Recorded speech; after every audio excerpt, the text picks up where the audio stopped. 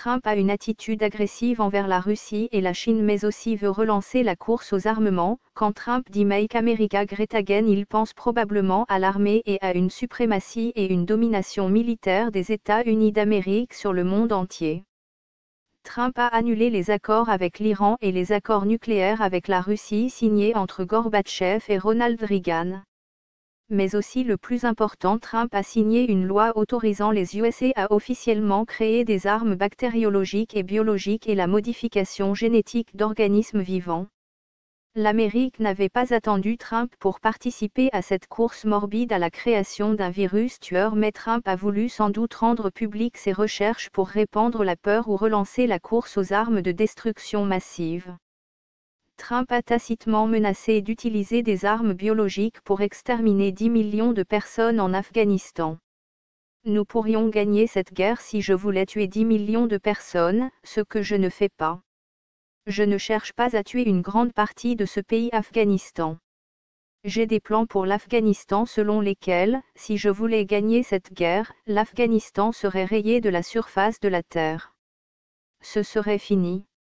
Ce serait fini littéralement, dans 10 jours. Mais je ne veux pas le faire, je ne veux pas emprunter cette voie. ABC, 24 juillet 2019.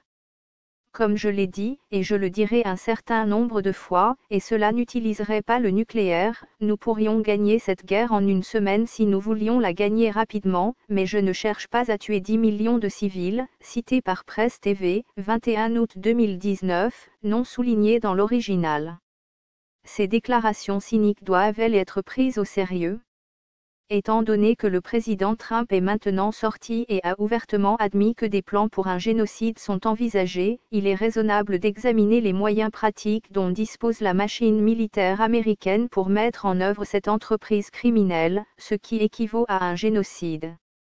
10 millions, c'est beaucoup de gens à tuer sans utiliser d'armes nucléaires.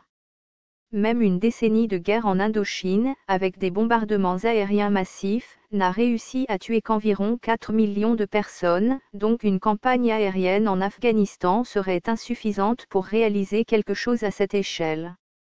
D'autres gouvernements qui ont essayé des projets similaires ont découvert que cela prenait du temps et des efforts. En utilisant des escadrons de la mort, le meurtre à une telle échelle prendrait plusieurs années. L'utilisation de moyens chimiques nécessiterait une concentration peu pratique des populations ciblées. La famine est une méthode éprouvée, mais nécessiterait évidemment plus de 10 jours. Fondamentalement, cela ne pouvait pas être fait rapidement avec des moyens conventionnels, et puisque Trump a affirmé qu'il n'y avait pas d'armes nucléaires impliquées, cela laisse à l'armée américaine peu d'options. Sans tenir compte des programmes d'armes futuristes, les seules choses connues qui peuvent réaliser quelque chose de similaire sont les armes biologiques. Certes, l'Amérique avait aussi utilisé l'agent orange au Vietnam. En 2010, l'US Air Force a publié un document de contre-prolifération, biotechnologie, pathogènes génétiquement modifiés, dans lequel elle a discuté de plusieurs menaces d'armes biologiques, en encadrant soigneusement le problème comme une défense contre celle-ci. La méthode traditionnelle de dispersion, perfectionnée depuis les premiers essais de la guerre de Corée, est mentionnée, en utilisant un seul bombardier et avec les bonnes conditions météorologiques sur une population non protégée, un agent biologique de 10 tonnes dispersé dans l'environnement pourrait affecter une zone égale à 100 000 km², soit la taille de l'Indiana. Néanmoins, l'Arabie et les Américains sont soupçonnés de répandre le virus du choléra au Yémen, où la famine due à l'embargo américain et des épandages aériens du virus du choléra ont probablement tué plus de 4 millions de civils dont de nombreux enfants. Trump viole toutes les lois internationales et tous les accords signés à Genève en provoquant le génocide du peuple yéménite.